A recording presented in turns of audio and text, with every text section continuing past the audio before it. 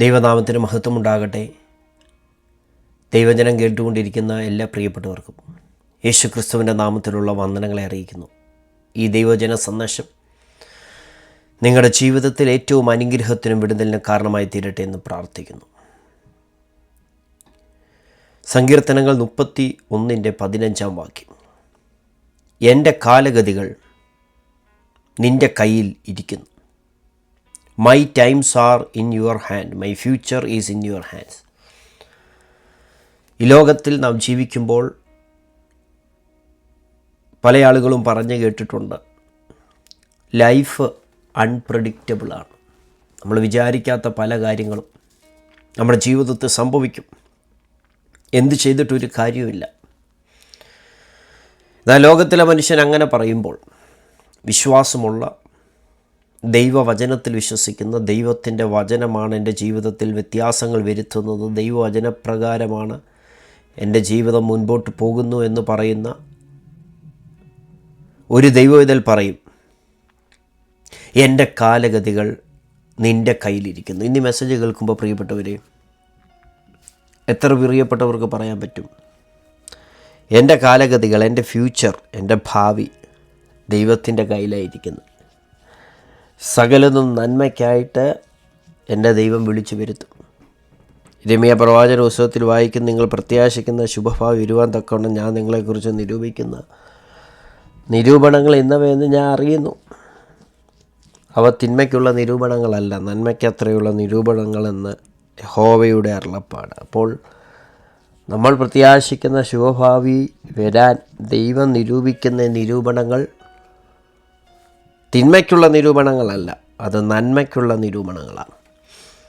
അപ്പോൾ ഒരു ദൈവത്തിൽ പറയും, എൻ്റെ ഭാവി അനിശ്ചിതാവസ്ഥയിലല്ല, കൺഫ്യൂഷനിലല്ല, ബ്ലാങ്കല്ല. എൻ്റെ ജീവിതത്തെക്കുറിച്ച്, എൻ്റെ ഭാവിയെക്കുറിച്ച് എൻ്റെ ദൈവത്തിന് വ്യക്തമായ പദ്ധതിയുണ്ട്. ഇന്ന് മെസ്സേജ് കേൾക്കുമ്പോൾ ഭാവി ഓർത്ത് ആശങ്കപ്പെടുന്ന ആരെങ്കിലും എന്നെ കേൾക്കുന്നുണ്ടെങ്കിൽ വിളിച്ചു പറയുക, വിശ്വസിക്കുക. 31 സങ്കീർത്തനക്കാരൻ പറയുന്നത് പോലെ, എൻ്റെ കാലഗതികൾ നിൻ്റെ കയ്യിലിരിക്കുക. ദൈവത്തിൻ്റെ കയ്യിലാണ് ഞാൻ എന്തായി തീരണമെന്ന് ഇരിക്കുന്ന പ്ലാൻ ഇരിക്കുന്നത്. എൻ്റെ കയ്യിലല്ല, മനുഷ്യൻ്റെ കയ്യിലല്ല, ദൈവത്തിൻ്റെ കയ്യിലാണ്.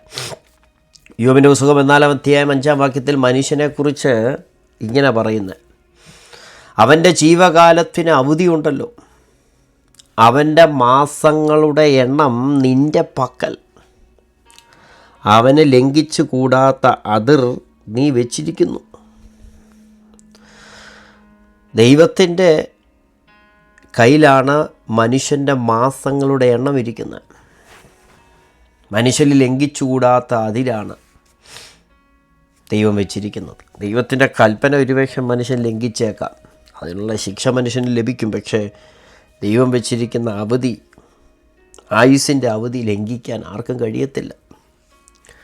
ഇംഗ്ലീഷിൽ ഇങ്ങനെ ആ വാക്യങ്ങൾ പറയുന്നത്, since a man's days are already determined and the number of his months is only in your control and he cannot pass the bounds of his allotted time.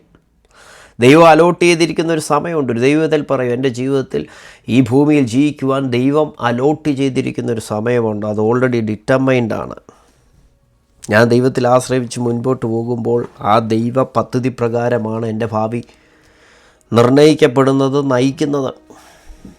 ഇനി മെസ്സേജ് കേൾക്കുമ്പോൾ പ്രിയപ്പെട്ടവർ, ഈ പ്രാരംഭ സമയത്ത് പറയുന്നു, മെസ്സേജിൻ്റെ തുടക്ക സമയത്ത് പറയുന്നു, ഭാവി ബ്ലാങ്ക് അല്ല, അനിശ്ചിതാവസ്ഥയിലല്ല, ഭാവി ദൈവത്തിൻ്റെ കയ്യിൽ സുരക്ഷിതമാണ്. നിൻ്റെ കാലഗതികൾ ദൈവത്തിൻ്റെ കയ്യിലാണ്. സഹോദര സഹോദരി, ഇരിക്കുന്നത് അങ്ങയുടെ കാലഗതി, അങ്ങയുടെ ഫ്യൂച്ചർ ദൈവത്തിൻ്റെ കയ്യിലായിരിക്കുന്നത്. മക്കളുടെ ഭാവി, ശുശ്രൂഷയുടെ ഭാവി, ആയുസിൻ്റെ ഭാവി എല്ലാം ഇരിക്കുന്ന ആറയിലാണ്, ദൈവത്തിൻ്റെ കയ്യിലാണ്. എൻ്റെ കാലഗതികൾ നിൻ്റെ കയ്യിലിരിക്കുന്നു. വിശുദ്ധ വേദപുസ്തകം നമ്മൾ വായിക്കുമ്പോൾ ഈ ദാവീദിനെ തന്നെ നമ്മളൊന്ന് എടുത്താൽ, അദ്ദേഹത്തിൻ്റെ ജീവിതത്തിൽ മരണത്തെ മുഖാമുഖമായി കണ്ട ഒരുപാട് സംഭവങ്ങളുണ്ട്. എൻ്റെ ഫ്യൂച്ചർ ദൈവത്തിൻ്റെ കയ്യിലായിരിക്കുന്നു എന്ന് ദാവീദ് പറയുമ്പോൾ, കാട്ടിലാടിനെ മേയിച്ചുകൊണ്ട് നടന്ന ആ സമയം മുതൽ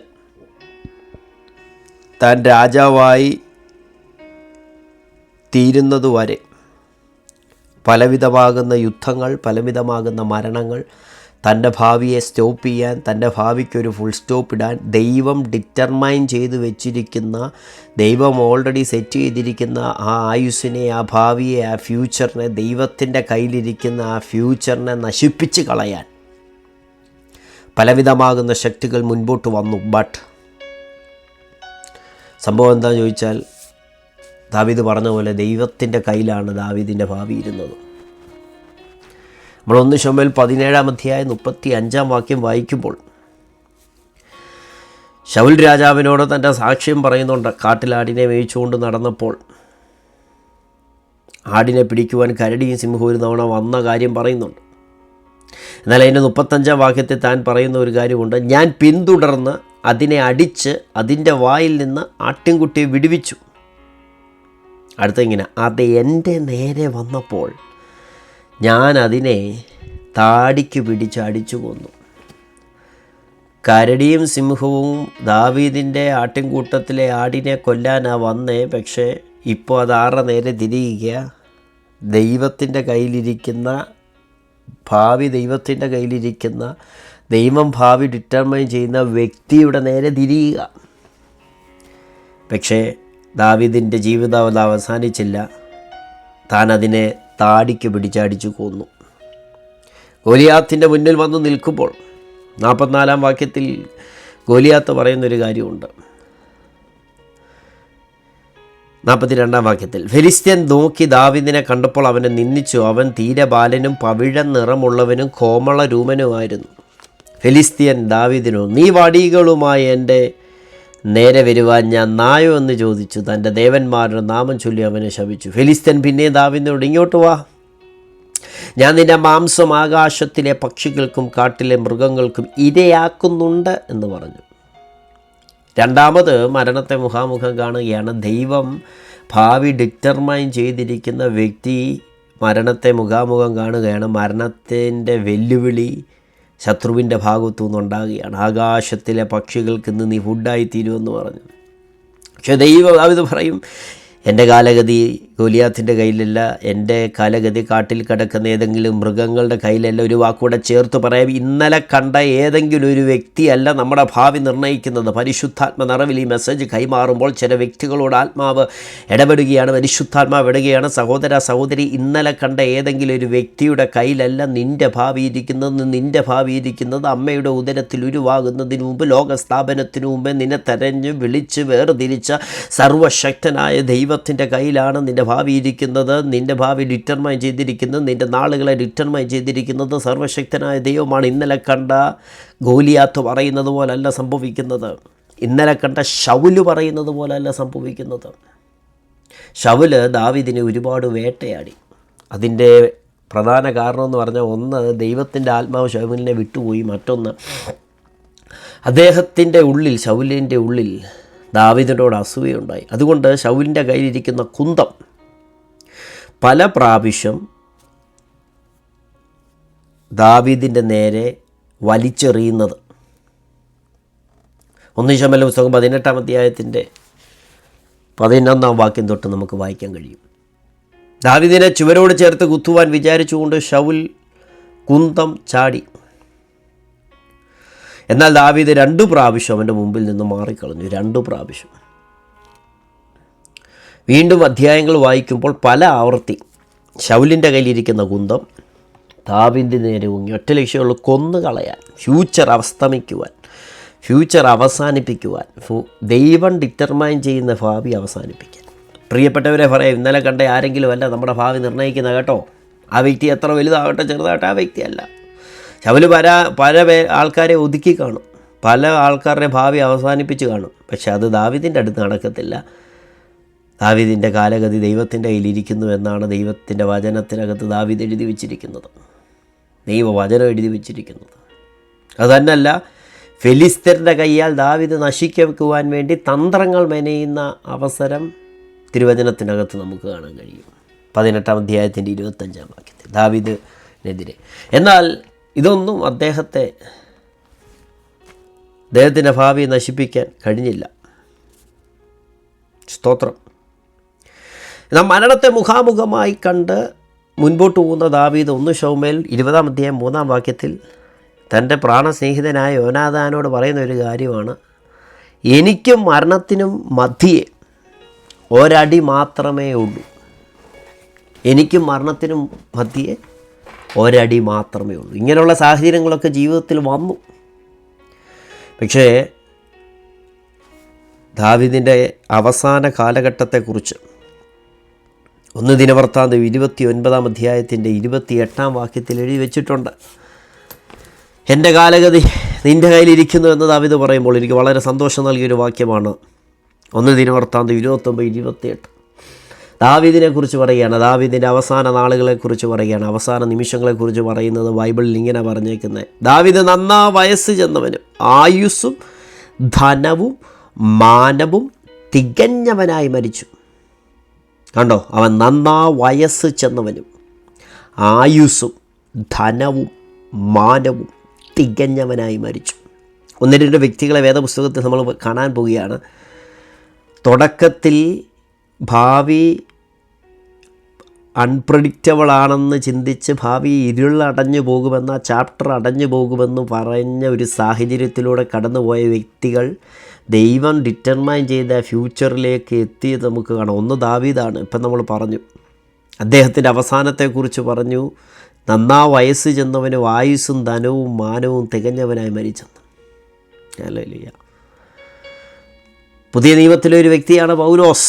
നമുക്കറിയാം, അദ്ദേഹം ദൈവത്താൽ തിരഞ്ഞെടുക്കപ്പെട്ട, ദൈവം വിളിച്ച് ശുശ്രൂഷയ്ക്കാക്കിയ ഒരു വ്യക്തിയാണ്. ഈ പൗലോസിൻ്റെ ജീവിതത്തിൽ മുഖാമുഖം മരണത്തെ കണ്ടതാണ്. മറ്റുള്ളവർ ഭാവി ഡിറ്റർമൈൻ ചെയ്യാൻ വേണ്ടി മുമ്പിൽ വന്ന് നിൽക്കുന്നത് ദാവീദിനെ പോലെ പൗലോസിൻ്റെ ജീവിതത്തിലുണ്ടായിരുന്നു. എൻ്റെ ഭാവി ദൈവമാണ് ഡിറ്റർമൈൻ ചെയ്യുന്നത്, ദൈവത്തിൻ്റെ കയ്യിലായിരിക്കുന്നത് എന്ന് തിരുവചനത്തിൽ പറയുമ്പോൾ, താൻ ശുശ്രൂഷ ചെയ്തുകൊണ്ടിരിക്കുമ്പോൾ പല ആവർത്തി പല ആപത്തും അദ്ദേഹത്തിൻ്റെ നേരെ വന്നു. പ്രവൃത്തിപുസ്തകം അപ്പോസ്തലപ്രവൃത്തി പുസ്തകം 14-ാം അധ്യായത്തിൻ്റെ 19-ാം വാക്യം വായിക്കുമ്പോൾ അവിടെ മറ്റുള്ളവർ മരിച്ചു എന്ന് കരുതിയൊരു വ്യക്തിയാണ് പൗലോസ്. ഇങ്ങനെ വായിക്കുന്നത്, എന്നാൽ അന്ത്യോക്യയിൽ നിന്നും ഇക്യോനിയിൽ നിന്നും യഹൂദന്മാർ വന്നുകൂടി പുരുഷാരത്തെ വശത്താക്കി പൗലോസിനെ കല്ലെറിഞ്ഞു. അവൻ മരിച്ചു എന്ന് വിചാരിച്ചിട്ട് അവനെ പട്ടണത്തിൽ നിന്ന് പുറത്തേക്ക് ഇഴച്ചു കളഞ്ഞു. നമുക്കറിയാം, പൗലോസ് പറയുന്നൊരു കാര്യമുണ്ട്, എനിക്ക് ജീവിക്കുന്നത് ക്രിസ്തു, മരിക്കുന്നത് ലാഭം. മരണത്തെക്കുറിച്ച് ഭയമില്ലാതിരുന്ന ഒരു വ്യക്തിയാണ് പൗലോസ്. കൊരിന്ത്യർക്ക് ലേഖനം എഴുതുമ്പോൾ പറയുന്നു, ഹേ മരണമേ നിൻ്റെ ജയം എവിടെ, ഹേ മരണമേ നിൻ്റെ വിഷമുള്ള എവിടെ എന്ന് പറഞ്ഞ് വെല്ലുവിളിക്കത്തക്ക നിലവാരത്തിൽ ക്രിസ്തീയ പ്രത്യാശയകത്തുള്ള വ്യക്തിയാണ് പൗലോസ്. പക്ഷേ പൗലോസിൻ്റെ ജീവിതത്തെക്കുറിച്ച് ദൈവം ഉദ്ദേശിച്ച ചില കാര്യങ്ങൾ ഈ ഭൂമിയിൽ നിവർത്തിക്കണമെന്ന് ദൈവം പദ്ധതിയിട്ട കാര്യങ്ങൾ ഉള്ളതുകൊണ്ട് ആ കാലത്തിനു മുമ്പ് അദ്ദേഹത്തിൻ്റെ ഭാവി ഇരുളടഞ്ഞു പോകാൻ ദൈവം സമ്മതിച്ചില്ല. മരിച്ചു എന്ന് വിചാരിച്ച് പട്ടണത്തിന് പുറത്തേക്ക് ഇഴച്ച് കളഞ്ഞതാണ്. പക്ഷേ അവിടം കൊണ്ട് തീർന്നില്ല. ആമേൻ. അപ്പോസ്തലപ്രവൃത്തികൾ 23-ാം അധ്യായത്തിൻ്റെ 12 തൊട്ട് 15 വരെ വായിക്കുമ്പോൾ 40ഓളം ആളുകൾ പൗലോസിനെ കൊന്നിട്ടല്ലാതെ ഭക്ഷണം കഴിക്കത്തില്ലെന്ന് പറഞ്ഞ് ഉപവസിച്ചു കൊണ്ടിരിക്കുന്ന രംഗം നമുക്ക് കാണാൻ കഴിയും. ഇന്നലെ കണ്ട 40 പേര് ഉപവസിച്ചാലൊന്നും പൗലോസിൻ്റെ ഭാവി തീരത്തില്ല. പൗലോസിൻ്റെ ഭാവി നിർണ്ണയിക്കുന്നത്, ശുശ്രൂഷ നിർണ്ണയിക്കുന്നത് സർവശക്തനായ ദൈവമാണ്. പ്രിയപ്പെട്ടവരെ, ആരൊക്കെ നിങ്ങൾക്കെതിരെ എന്തൊക്കെ തന്ത്രങ്ങൾ മെനഞ്ഞാലും, കൂടോത്രങ്ങൾ ചെയ്താലും, എന്തൊക്കെ ഇരുളിൻ്റെ പ്രവർത്തികൾ ചെയ്താലും, എതിർ പ്രാർത്ഥന പ്രാർത്ഥിച്ചാലും ഒന്നും ഫലിക്കത്തില്ല. നിൻ്റെ ഭാവി ദൈവത്തിൻ്റെ കയ്യിലാണ്. നിൻ്റെ ഭാവി ഡിറ്റർമൈൻ ചെയ്യുന്നത് ദൈവമാണ്. അത് അൺപ്രഡിക്റ്റബിൾ അല്ല, പ്രഡിക്റ്റബിളാണ്. According to the word of God. ദൈവവചനപ്രകാരം നിനക്ക് പ്രഡിക്റ്റ് ചെയ്യാൻ പറ്റും അത് ശുഭഭാവിയാണെന്ന്. വിശ്വസിക്കുന്നവരാമേൻ പറയുക. 276 പേര് സഞ്ചരിച്ച കപ്പൽ യാത്രയെക്കുറിച്ച് നമുക്ക് കാണാൻ കഴിയും അല്ലേ? രക്ഷപ്പെടുമെന്നുള്ള ആശയൊക്കെ അറ്റുപോയെന്ന് 27-ാം അധ്യായത്തിൻ്റെ 20-ാം വാക്യത്തിൽ വായിക്കുന്നുണ്ട്. അവിടെ മരണത്തെ കണ്ടില്ല. മെലിത്ത ദ്വീപിൽ കാലുകുത്തിയപ്പോൾ മരിച്ചു വീഴുമെന്ന് ബർബരന്മാരെല്ലാം പറഞ്ഞു. പക്ഷെ അവിടെയും മരിച്ചില്ല. കാരണം അദ്ദേഹത്തെക്കുറിച്ചുള്ള ദൈവത്തിൻ്റെ പദ്ധതികൾ ശ്രേഷ്ഠമായിരുന്നു, മാന്യമായിരുന്നു. എന്നാൽ അദ്ദേഹത്തിൻ്റെ അവസാന നാളുകളെക്കുറിച്ച് 2 തീമോഥെയോസിൻ്റെ ലേഖനം 4-ാം അധ്യായത്തിൻ്റെ 6, 7, 8 വാക്യങ്ങൾ ഇങ്ങനെ വായിക്കുന്നത്, ഞാനോ ഇപ്പോൾ തന്നെ പാനീയകമായി ഒഴിക്കപ്പെടുന്നു, എൻ്റെ നിര്യാണകാലം അടുത്തിരിക്കുന്നു. ഞാൻ നല്ല ഒരു ഓട്ടം തികച്ചു, വിശ്വാസം കാത്തു, ഇനി നീതിയുടെ കിരീടം എനിക്കായി വെച്ചിരിക്കുന്നു. നീതിയുള്ള ന്യായാധിപതിയെ കർത്താവ് ആ ദിവസത്തിൽ എനിക്ക് തരും. എനിക്ക് മാത്രമല്ല, അവൻ്റെ പ്രത്യക്ഷതയിൽ പ്രിയം വെച്ച ഏവർക്കും കൂടെ. കണ്ടോ അദ്ദേഹത്തിൻ്റെ അവസാന നാളുകളെക്കുറിച്ച് പറയുന്നത്? വളരെ പ്രത്യാശയോടുകൂടെ, തികഞ്ഞ സംതൃപ്തിയോടെയാണ് അദ്ദേഹം മരണത്തെ മുഖാമുഖമായി കാണുന്നത്. അതുകൊണ്ട് അദ്ദേഹത്തിന് പറയാൻ പറ്റും, എൻ്റെ കാലഗതി അഗ്രിപ്പാവിൻ്റെ മുമ്പിലോ ഫെസ്തോസിൻ്റെ കയ്യിലോ ഒന്നുമല്ല, ബർബരന്മാരുടെ കയ്യിലല്ല ഇരിക്കുന്നത്. എന്നെ വിളിച്ച് വേർതിരിച്ച ദൈവത്തിൻ്റെ കയ്യിലാണ്. വിളിച്ച ദൈവം വിശ്വസ്തനാണ്. സ്തോത്രം. അവൻ എൻ്റെ ഉപനിധി ആ ദിവസം വരെ സൂക്ഷിപ്പാൻ അവൻ ശക്തനാണ്. ഞാൻ ആരെ വിശ്വസിച്ചിരിക്കുന്നുവെന്ന് ഞാൻ അറിയുന്നു. യോബിൻ്റെ ജീവിതത്തെക്കുറിച്ച് നമുക്ക് പല വാർത്തകളും ദൈവവചനത്തിലൂടെ സംസാരിച്ചതാണ്. അദ്ദേഹത്തിൻ്റെ ഭാവി അൺപ്രഡിക്റ്റബിളാണെന്ന് സഹോദരന്മാർ സ്നേഹിതന്മാരൊക്കെ ചിന്തിച്ചു. പക്ഷേ സ്വന്തം ഭാര്യ പോലും പറഞ്ഞു മരിച്ചു കളയാനൊക്കെ പറഞ്ഞു. എന്നാൽ അദ്ദേഹത്തിൻ്റെ ജീവിത അവസാനത്തെക്കുറിച്ച് 42-ാം അധ്യായത്തിൻ്റെ 16-17 വാക്യങ്ങൾ വായിക്കുന്നു. അതിൻ്റെ ശേഷം ഇയ്യോബ് 140 സംവത്സരം ജീവിച്ചിരുന്നു. അവൻ മക്കളെയും മക്കളുടെ മക്കളെയും 4 തലമുറയോളം കണ്ടു. ഇങ്ങനെ ഇയ്യോബ് വൃദ്ധനും കാലസമ്പൂർണനുമായി മരിച്ചു. അദ്ദേഹത്തിൻ്റെ ഫ്യൂച്ചറിനെ കുറിച്ച് പറഞ്ഞിരിക്കുന്നുണ്ട്. ദൈവം ഡിറ്റർമൈൻ ചെയ്ത ആ ഫ്യൂച്ചറിലെത്തി. ആമേൻ. അതുപോലെയായിരുന്നു യോസഫ്. നമുക്കറിയാം, സഹോദരന്മാർ ഭാവി ഡിറ്റർമൈൻ ചെയ്യാൻ നോക്കി, ഫറവോൻ ഭാവി ഡിറ്റർമൈൻ ചെയ്യാൻ നോക്കി, പോത്തിഫേറിൻ്റെ ഭാര്യ ഭാവി ഡിറ്റർമൈൻ ചെയ്യാൻ നോക്കി, നടന്നില്ല. ദൈവം ഡിറ്റർമൈൻ ചെയ്ത ഭാവി ഉൽപ്പത്തി പുസ്തകം അവസാന അധ്യായം 50-ാം അധ്യായത്തിൻ്റെ 22 തൊട്ട് 26 വരെയുള്ള വാക്യത്തിൽ നമുക്ക് വായിക്കാൻ കഴിയും. ഇങ്ങനെ വായിക്കുന്ന, യോസഫ് അവൻ്റെ പ്രതിഭവനവും ഇസ്രയേലിൽ പാർത്തു. യോസഫ് 130 സംവത്സരം ജീവിച്ചിരുന്ന എഫ്രീമിൻ്റെ 3-ാം തലമുറയിലെ മക്കളെയും കണ്ടു. മനശ്ശയുടെ മകനായ മാക്കീരിൻ്റെ മക്കളും യോസഫിൻ്റെ മടിയിൽ വളർന്നു. കണ്ട ദൈവത്തിൻ്റെ പദ്ധതി കണ്ടോ പ്രിയരെ? ഇന്ന് ഈ മെസ്സേജ് കേൾക്കുമ്പോൾ ഞാൻ വെറുതെ ദൈവത്തിൻ്റെ വചനം സമയം പോകാൻ വേണ്ടി വായിച്ചു വിട്ടതല്ല. ഈ ദൈവത്തിൻ്റെ വചനം വായിക്കുമ്പോൾ നിങ്ങളുടെ ഉള്ളിൽ ധൈര്യം വർദ്ധിക്കണം, വിശ്വാസം വർദ്ധിക്കണം. എന്താ വർദ്ധിക്കേണ്ടത്? ഇന്നലെ കണ്ട ആരെങ്കിലും പറയുന്നത് കേട്ടോ, അവരുടെ അഭിപ്രായപ്രകാരമോ അവരുടെ ഭീഷണി പ്രകാരം ഒന്നുമല്ല. എൻ്റെ ജീവിതം മുൻപോട്ട് പോകുന്നത്, എൻ്റെ ജീവിതത്തെ കാലഗതികൾ എൻ്റെ ദൈവത്തിൻ്റെ കയ്യിലായിരിക്കുന്ന ആ ദൈവമായ കാര്യങ്ങൾ തീരുമാനിക്കുന്നത്. എസ്തേറിൻ്റെ പുസ്തകത്തിൽ മൊർദെഖായി എന്ന് പറയുന്ന മനുഷ്യനെ കാണാം അല്ലേ? മൊർദെഖായിയെ കൊല്ലുവാൻ കഴുകുമാരം തൂക്കിയ ഹാമാനെക്കുറിച്ച് തിരുവചനത്തിൽ വായിക്കാൻ കഴിയും. പക്ഷേ ദൈവത്തെ ആരാധിക്കുന്ന ദൈവത്തിൻ്റെ പൈതലായ, ഉപവസിക്കുകയും പ്രാർത്ഥിക്കുകയും ചെയ്യുന്ന, കരയുന്ന, തന്നെത്താൻ താഴ്ത്തുന്ന മൊർദെഖായിയുടെ ഭാവി തീരുമാനിക്കുന്നത് ആരല്ല? സ്തോത്രം, ഹാമാനല്ല. ഹാമാൻ്റെ കയ്യിലിരിക്കുന്ന മോതിരം മൊർദെഖായിയുടെ മോയിൽ ദൈവം കൊടുത്തു. ഹാമാൻ്റെ വീട് എസ്തേറിന് ദൈവം കൊടുത്തു. ഹാമാൻ്റെ വായിലൂടെ തന്നെ മൊർദെഖായിയുടെ വിടുതൽ ദൈവം പറയിപ്പിച്ചു.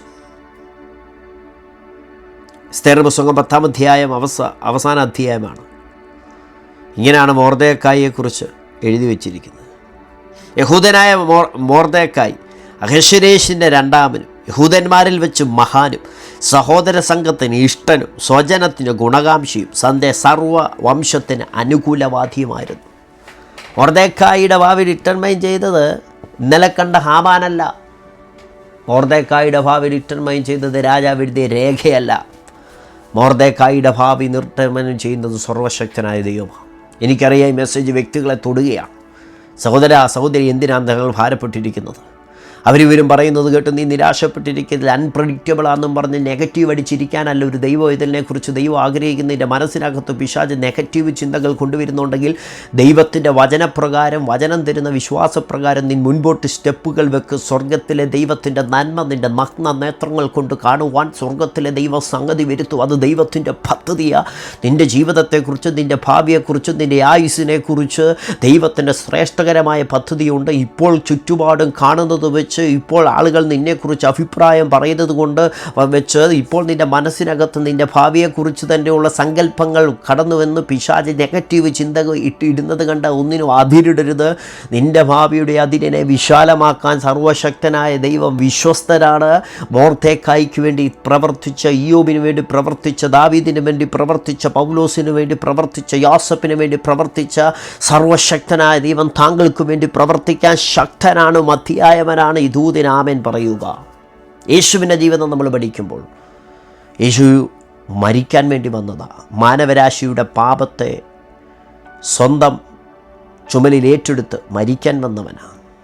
പാപിയായ മനുഷ്യൻ്റെ പാപത്തിൻ്റെ ശാശ്വത രക്ഷയ്ക്ക് പവിത്രനും പരിശുദ്ധനുമായ ദൈവം സംവിധാനം ചെയ്ത പരമപദ്ധതിയുടെ ഭാഗമാണ് യേശുക്രിസ്തു. സുവിശേഷം മരിക്കാൻ വന്നവനാണ്. എന്നാൽ അദ്ദേഹത്തിൻ്റെ ജീവിതത്തിൽ ദൈവം ഡിറ്റർമൈൻ ചെയ്തൊരു സമയമുണ്ട്, ഒരു നാഴികയുണ്ടായിരുന്നു. ആ നാഴികയ്ക്ക് മുമ്പ് തൻ്റെ മേൽ കൈവെക്കാൻ ആരെയും സ്വർഗത്തിലെ ദൈവം അനുവദിച്ചില്ല. ആരും കൈവച്ചില്ല. തിരുവചനത്തിൽ എഴുതി വെച്ചിരിക്കുക, നാഴിക വരാഞ്ഞതുകൊണ്ട് ആരും അവൻ്റെ മേൽ കൈവച്ചില്ല.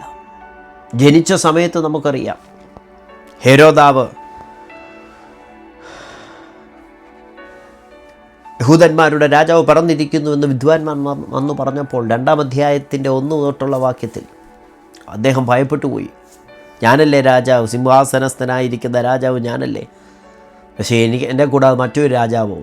ആ കുഞ്ഞിനെ കൊന്നുകളയാൻ പല തന്ത്രങ്ങൾ മെനഞ്ഞു, ഒന്നും നടന്നില്ല. സ്തോത്രം.